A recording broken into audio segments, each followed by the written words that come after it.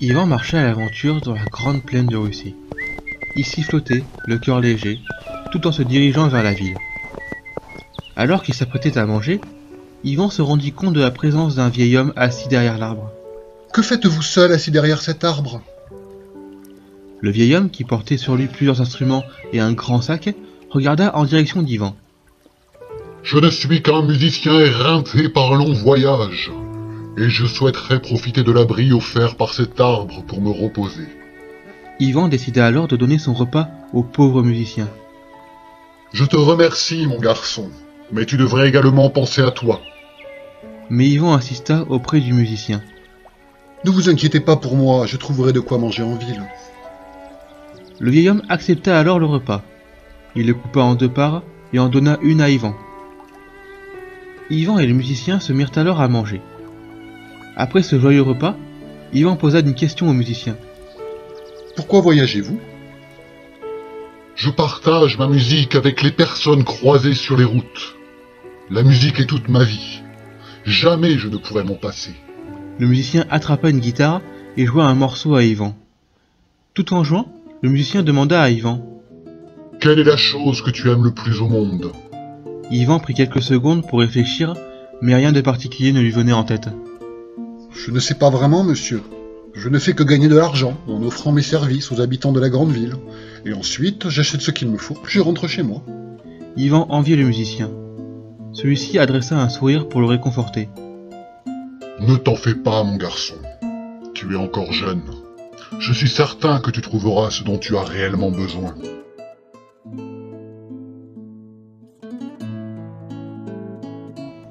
Ivan ne comprenait pas vraiment ce que son nouvel ami voulait dire. «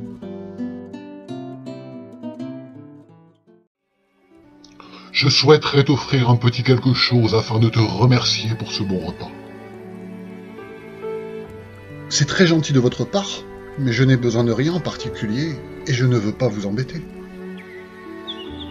« Ah, Ivan, tu es un bon garçon. Mais laisse-moi te dire qu'il te manque encore quelque chose. Prends cette mélodie, et joue-la si jamais tu perds courage. » Le musicien sortit alors une flûte de son sac et se mit à jouer.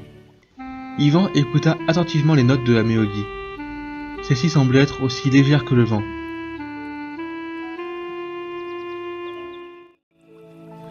Lorsque le musicien eut fini de jouer, les deux amis reprirent chacun leur route. Ivan finit par arriver en ville. Il se dirigea directement vers la boutique où il avait l'habitude de se rendre, mais celle-ci était fermée. « Pourquoi y a-t-il personne ?» Tout à coup, Ivan entendit des bruits de foule s'élever au loin. Il décida alors d'aller voir ce qu'il se passait. En arrivant sur la place, Ivan aperçut les habitants qui étaient réunis autour d'une hache enfoncée dans un tronc d'arbre.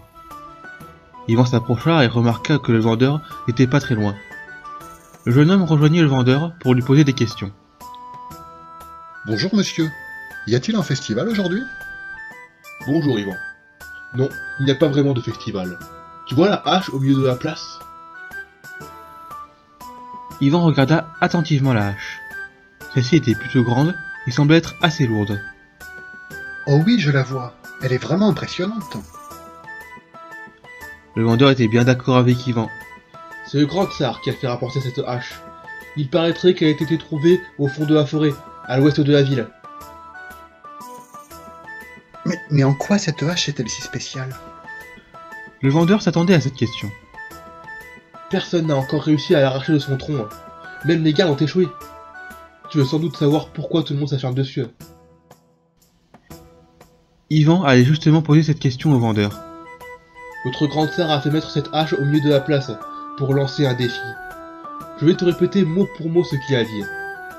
Quiconque pourra retirer cette hache aura l'honneur d'épouser ma fille, la princesse Irina. Ivan n'en revenait pas. Il se demanda comment le tsar avait pu mettre en jeu la main de sa propre fille, pour une simple épreuve de force. Ivan observa les gens qui se succédaient autour de la hache. Il se dit que cela devait être des nobles de la cour du tsar qui profitaient de l'occasion pour accéder au pouvoir. « Je comprends. Le grand tsar cherche un successeur en proposant un défi à la hauteur d'un roi. Ainsi, il saura tout de suite qui est digne de diriger. » Le vendeur était du même avis qu'Ivan. Le jeune homme avait cependant omis un détail. Tu as sans doute raison. Mais le grand tsar n'a pas réservé cette épreuve qu'aux nobles. N'importe qui peut tenter sa chance. Je doute cependant que les gens comme nous osent s'approcher de la hache. Ivan était d'accord avec le vendeur, mais voulait tout de même y aller. Voyant que les derniers prétendants avaient abandonné, Ivan s'approcha à son tour de la hache qui semblait plus impressionnante vue de près. Sentant les regards posés sur lui, le jeune homme mit un moment avant de pouvoir empoigner la hache. Ivan tirait de toutes ses forces pour la faire bouger, mais cela fut un échec. Et il commençait alors à désespérer. Mais comment puis-je réussir une chose que même les adultes n'ont pas réussi à faire? Ivan se remémora les paroles du musicien et se souvint de la mélodie. Ivan se mit à siffler afin de reproduire la mélodie en question. La hache vibra dans les mains d'Ivan, qui réussit à la retirer du tronc. Ivan fut à la fois surpris et heureux de sa prouesse. Il adressa une pensée au musicien, en signe de remerciement. La foule se mit à acclamer l'exploit du champion. Les princes, eux, rentrèrent chez eux avec un air dépité. Ivan se dirigea vers le palais, suivi de tous les habitants. Escorté par des gardes, Ivan marcha dans les couloirs du palais et finit par arriver dans la salle du trône, où l'attendait le tsar ainsi que la princesse Irina. Ivan ne put s'empêcher d'admirer la beauté de la princesse. À son tour, la princesse observa Ivan et sembla être impressionnée par sa force et son courage. Le tsar regarda les vêtements d'Ivan et constata avec mépris que ce n'était qu'un jeune homme du bas peuple, rien à voir avec un prince ou un noble. Le tsar n'avait qu'une idée en tête, celle de chasser Ivan. Mais le tsar savait que cela irait à l'encontre de la promesse qu'il avait faite en lançant son défi. Le souverain eut une idée pour se débarrasser d'Ivan. As-tu apporté les 1000 roubles pour payer la noce? Le tsar savait qu'Ivan ne pouvait pas posséder autant d'argent. Le jeune homme fut gêné de sa pauvreté devant Irina.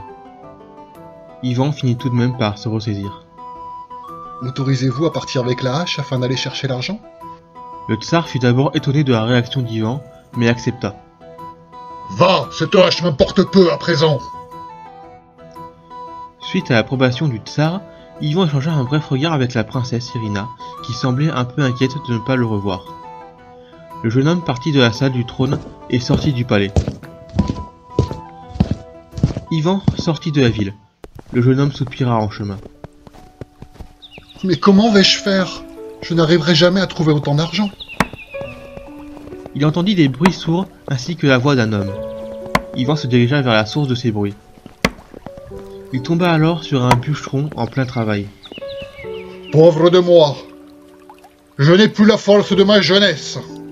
Jamais je n'arriverai à couper tout ce bois. Ivan arriva face au bûcheron. Bonjour monsieur, je m'appelle Ivan. Vous avez un problème? Bonjour, jeune homme. Je dois couper du bois et le livrer dans le village voisin. Mais je crains que cette fois, mes bras ne soient pas assez forts pour accomplir cette tâche. Ivan voulut venir en aide au bûcheron. Si vous voulez, je peux vous aider. Je possède une hache et je pourrais couper du bois avec vous. Le bûcheron fut très soulagé de la proposition qu'Ivan venait de lui faire. Cependant, le bûcheron remarqua qu'Ivan avait l'air affamé. J'accepte volontiers, mon garçon. Mais si tu le veux bien, nous allons d'abord manger. Mieux vaut prendre des forces pour le travail qui nous attend. Avec plaisir, monsieur. Pendant leur repas, le bûcheron observa attentivement la hache qu'Ivan avait ramenée. Dis donc, ta hache est vraiment très particulière. Elle me ferait penser à celle de Perun. Perun? C'est qui? Oh, c'est une ancienne légende. Perun était un grand guerrier. Et il possédait une hache très puissante. Ivan était très intrigué par l'histoire du bûcheron. Il se souvenait encore à quel point la hache avait été dure à déloger du tronc. Ivan était alors curieux de connaître la suite du récit. Et savez-vous si cette hache est toujours en sa possession? Personne ne le sait, mon garçon. Ce n'est qu'une légende. Mais on raconte que Perun aurait utilisé cette hache pour combattre une créature mythique. Ivan était déçu de ne pas pouvoir en apprendre plus sur la hache. Une fois le repas terminé, il décida de se mettre au travail. Bien, je vois que tu es prêt. Viens donc tout de suite, jeune homme. Oui, c'est quand vous voulez. Ivan et le bûcheron commencèrent alors à donner des grands coups de hache dans les arbres. Mais malgré leur vitesse, Ivan pensait qu'à cette allure, terminer le travail prendrait la journée. Yvan pensa alors de nouveau à la mélodie magique du musicien. Le jeune homme se mit à siffler. La hache semblait être de plus en plus légère et elle parvenait à entailler les arbres 10 fois plus vite. Yvan pouvait ainsi couper énormément d'arbres en très peu de temps. Le bûcheron finit par avertir Yvan. Ivan, arrête Ivan, tu en as coupé bien plus qu'il n'en faut. Vu la quantité, il y en a au moins pour 10 000 roubles. Pardonnez-moi, je me suis laissé emporter par la musique. Puis-je emporter une part de l'argent que vous rapportera ce travail? Je me contenterai de 1000 roubles. Le bûcheron fut très étonné de la faible somme demandée par Yvan, mais accepta. Tout travail mérite un salaire. Tiens, je te donne 1000 roubles tout de suite. Le bûcheron alla chercher l'argent demandé par Yvan dans son sac. Yvan remercia le bûcheron et emporta les 1000 roubles. Le bûcheron remercia une dernière fois Yvan, qui retourna en ville le cœur plein d'espoir. Yvan arriva dans la salle du trône. Le tsar et la princesse Irina étaient étonnés du retour d'Yvan, qui plus est avec la somme demandée. Le tsar, lui, restait perplexe. Et pourrais-tu me donner ta bourse, afin que je vérifie que la somme que j'ai demandée y soit bel et bien? Bien sûr. Tenez, grand tsar. Yvan tendit sa bourse au tsar qui se mit à compter pièce par pièce. Une fois l'argent compté, le tsar trouva une autre idée pour faire partir Yvan. Si tu veux obtenir la main de ma fille, tu vas devoir prouver ton courage. La princesse Irina regarda le tsar d'un mauvais œil. Comment prouver mon courage, monseigneur? Ce sera très simple. Je souhaite que tu ramènes le cheval de Baba Yaga, la terrible sorcière qui vit au fond de la forêt. Yvan et la princesse Irina regardèrent le grand tsar avec surprise. Père! Ne t'en fais pas, ma chère fille. Je ne suis pas un monstre. Jeune homme, je te laisse partir avec l'arme de ton choix. Tu pourras même dire à la sorcière que tu viens sur ordre officiel du grand tsar. Cela la dissuadera de t'attaquer. La princesse Irina n'était pas convaincue de la bonne foi de son père, mais n'osa pas contester sa décision. Je vous remercie, grand tsar. Je pars immédiatement en direction de la maison de Baba Yaga. La princesse Irina rattrapa Yvan avant qu'il ne mette un pied dehors. Faites très attention à vous, Yvan. Ne prenez pas de risques inutiles. Ne soyez pas inquiète, princesse. Je vous promets de revenir sain et sauf avec le cheval. D'accord, j'attends votre retour avec impatience. Et s'il vous plaît, appelez-moi juste Irina. Comme il vous plaira, Irina. Yvan sortit de la ville et entra dans la forêt. Après avoir longtemps marché, Yvan arriva devant une maison en bois. En tournant autour de la maison, Yvan remarqua des chevaux dans un enclos. Il s'approcha discrètement afin de ne pas effrayer les chevaux. Cependant, ces derniers finirent par sentir sa présence et fuirent en hennissant. Le bruit alerta Baba Yaga, qui apparut soudainement devant Yvan. Mon garçon, ne sais-tu donc pas qu'il est mal de voler? Dis-moi ton nom, ainsi que la raison de ta venue. Face à la sorcière, Yvan sentit qu'il serait inutile de mentir. Je m'appelle Yvan, et je suis venu car j'ai besoin d'un de vos chevaux. Puis-je repartir avec l'un d'entre eux, s'il vous plaît? Baba Yaga resta un moment sans rien dire. Elle se demandait si Yvan ne se moquait pas d'elle en pensant pouvoir repartir avec un de ses chevaux. Sache que je ne possède qu'un seul cheval. Le reste de la harde que tu vois ici est uniquement composé de juments. De plus, je t'ai pris en flagrant délit de vol. Je crains donc ne pas pouvoir te donner quoi que ce soit. Pour te punir de ton intrusion, je vais te changer en pierre. Alors que la sorcière s'apprêtait à jeter un sort sur Yvan, ce dernier se souvenu tout de suite des conseils du tsar. Yvan sortit donc sa hache. Je vous informe que je suis envoyé par le grand tsar en mission officielle. Je vous demanderai d'accéder à ma requête. Yvan, qui était effrayé par le sort que pouvait lui réserver la sorcière suite à un tel affront, restait malgré tout face à Baba Yaga, avec sa hache à la main. Baba Yaga était à la fois stupéfaite par le courage du jeune homme et en colère à cause de ses mots. C'est donc ce voleur qui t'envoie. La hache qu'il m'a volée ne lui suffit plus. Il veut également mon cheval. Yvan ne comprenait pas vraiment la situation, mais sentait tout de même que quelque chose clochait. Vous avez déjà reçu la visite du grand tsar? J'ai peur de ne pas comprendre. Baba Yaga regarda fixement Ivan. La vérité, c'est qu'il a envoyé ses gardes pour me voler la hache que je gardais depuis des dizaines d'années. Et je constate en plus qu'il t'envoie me combattre avec. Quel culot, tu parles d'un souverain. Ivan comprit qu'il avait été trompé par le tsar et que celui-ci l'avait envoyé vers Baba Yaga afin qu'il soit changé en pierre et qu'il ne puisse jamais revenir au palais. Je suis sincèrement désolé pour le traitement qu'il vous a infligé. Si je vous prouve mon honnêteté, pourriez-vous me laisser repartir avec votre cheval? Elle réfléchit alors à la demande du jeune homme. Je veux bien te donner mon cheval, mais à 2 conditions. Premièrement, je veux récupérer la hache que l'on m'a volée. La seule utilité que des personnes comme vous puissent en faire, c'est de couper du bois. Ivan rendit la hache qu'il avait obtenue à Baba Yaga, qui le remercia aussitôt. Deuxièmement, tu devras réunir mes juments et les faire rentrer dans les écuries sans leur faire de mal. Je te mets en garde, elles ne se laissent pas approcher si facilement. Ivan se mit à réfléchir à une solution pour faire obéir les juments. Il ne pouvait pas utiliser la violence et les approcher sans se faire repérer semblait être impossible. Ivan se dit alors que les juments pourraient être sensibles à la musique. Le jeune homme entra dans l'enclos et s'approcha des juments. Au fur et à mesure qu'il avançait, la harde reculait vers le fond de l'enclos. Ivan se mit alors à siffler la mélodie magique. Après plusieurs secondes, les juments se calmèrent et finirent par se rapprocher d'Ivan. Elles lui demandèrent même des caresses. La sorcière n'en revenait pas.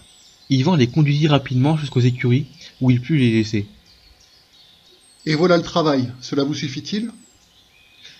Baba Yaga regarda Ivan avec une certaine fascination pour son courage et sa débrouillardise. La sorcière finit par lui sourire. Je reconnais que tu es digne de confiance. Tu peux partir avec mon cheval. Mais je t'interdis de lui offrir. Ce poltron n'est pas digne de posséder une telle monture. Je vous en fais la promesse. Jamais je ne donnerai ce cheval. Baba Yaga savait qu'Ivan était sincère. La sorcière appela le cheval avec un puissant sifflement. Le cheval apparut soudainement, sortant de la forêt.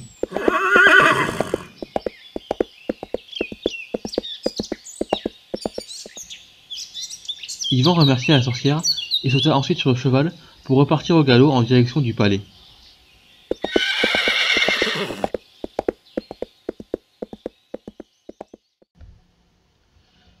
Le tsar et la princesse Irina attendaient Ivan dans la salle du trône. Irina était particulièrement inquiète qu'Ivan mette autant de temps pour revenir.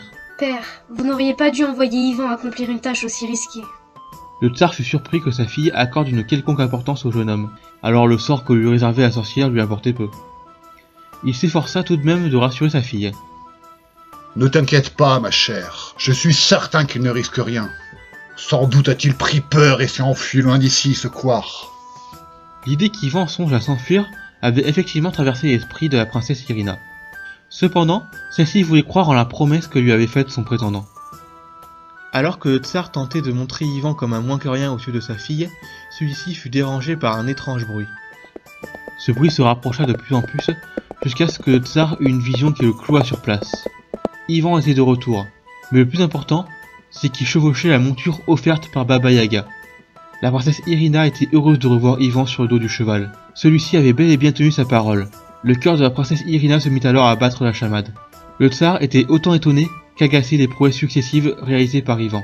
Le souverain chercha tout de suite un nouveau moyen de faire partir Ivan. Une nouvelle idée vint à l'esprit du tsar. Celui-ci pensa à une épreuve censée être irréalisable pour Ivan. Très impressionnant, jeune homme. Cependant, cela ne suffira pas à gagner la main de ma fille. Pour ton prochain défi, tu devras être capable de voler au plus haut du ciel. La princesse Irina commençait à en avoir assez des exigences de son père. Père, vous allez trop loin. Ce que vous demandez est impossible. Ivan a plus que prouvé sa valeur et est toujours revenu en dépit de vos défis absurdes. Le tsar s'attendait à cette réaction de la part de sa fille, mais il décida de ne pas en tenir compte. J'ai annoncé mon défi à ton prétendant. Rien ne l'empêche de refuser de quitter le palais s'il le désire. Ivan était lui aussi agacé de devoir subir les épreuves du tsar et se demandait quand cela prendrait fin. Le jeune homme eut lui aussi une idée. Ivan s'agenouilla devant la princesse Irina. Si je parviens à voler au plus haut du ciel, me ferez-vous l'honneur de m'accompagner, Irina? La princesse Irina fut honorée et émue par la demande d'Ivan. Bien sûr, Ivan, je vous suivrai avec joie. Ivan, heureux d'entendre cette réponse, se tourna vers le tsar. Monseigneur, Me permettez-vous de vous emprunter une de vos troïkas? Le tsar éclata de rire suite à la demande d'Ivan. Ha! Oui, jeune homme. Va donc faire ton choix dans mes écuries. Qui sait? Peut-être y trouveras-tu une troïka volante. Suite aux moqueries du tsar, Ivan descendit aux écuries. Le jeune homme trouva une troïka rouge très légère. Il y attela le cheval de Baba Yaga dans la cour du palais, tandis que le tsar et la princesse Irina sortaient par la grande porte. Le tsar eut un air méfiant sur les intentions d'Ivan. Dis-moi, mon garçon, qu'est-ce qui me prouve que cette troïka puisse voler? Ivan demanda subtilement à la princesse Irina de venir le rejoindre dans la troïka. La princesse répondit à l'appel d'Ivan, le tsar fut pris au dépourvu et se mit à hurler. Misérable! Garde! Garde! Arrêtez-le! Le cheval se mit à galoper. Ivan, lui, siffla la mélodie magique. Les notes étaient plus légères que le vent. Le cheval de Baba Yaga se cabra et en un éclair entraîna la troïka dans les airs. Ivan et la princesse Irina disparurent dans le ciel enneigé de Russie.